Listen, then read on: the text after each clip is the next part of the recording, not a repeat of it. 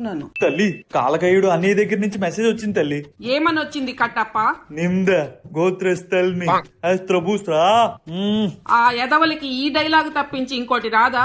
సరే అయితే వాడికి చెప్పు, కరోనా వల్ల ఫిజికల్ వార్ కుదరదని, పబ్జీలో రూమ్ క్రియేట్ చేస్తాం, వాళ్ళని చేరమని చెప్పు. భల్లాల దేవా, అమ్మా బాహుబలి, చెప్పండి అమ్మా. ఈ యుద్ధంలో ఎవరు గెలిస్తే వాళ్ళని మాహిష్మతి సొల్యూషన్స్ కి CEO చేస్తాను. అలాగే అమ్మా. భల్లా, నువ్వు జాజిపూల్లో దిగు. బాహు, నువ్వు పోచంకీలో దిగు.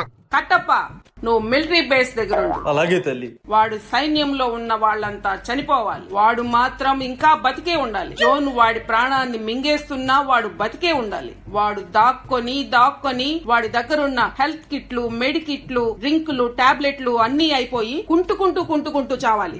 అలాగే తల్లి. కట్టప్ప, సమరశంఖం పూరించు. అమ్మా నేను జార్జ్పూర్ లో దిగిపోయాను. అమ్మా నేను పోచంకిలో దిగిపోయాను. కట్టప్ప, మిలిటరీ బేస్ లో దిగావా? గేమ్ గ్లిచ్ వచ్చింది తల్లి. అందుకే ఆ 2GB ర్యామ్ ఫోన్లు వాడొద్దంటాను. Form up on me. Get to the safe zone. Help. Kattappa, అప్పుడే నాకౌట్ అయిపోయావా? వయసు అయిపోతుంది కదా తల్లి. చూసావు కదా శివగామి, నువ్వు చెప్పినట్టు ఎక్కువ కిల్స్ చేసి మన బల్లాల దేవుడే గెలిచాడు.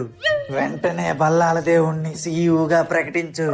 భల్లాల దేవుడు ఎక్కువ కిల్స్ చేసినప్పటికీ అన్ని బాడీ షాట్స్ కొట్టాడు. బాహుబలి 2 తక్కువ కిల్స్ చేసినప్పటికీ అన్ని హెడ్ షాట్స్ కొట్టాడు. అందుకే బాహుబలిని మాహిష్మతి సాఫ్ట్వేర్ సొల్యూషన్స్ కి సీఈఓగా ప్రకటిస్తున్నాను. శివగామి, ఇది నా మాటే శాసనం.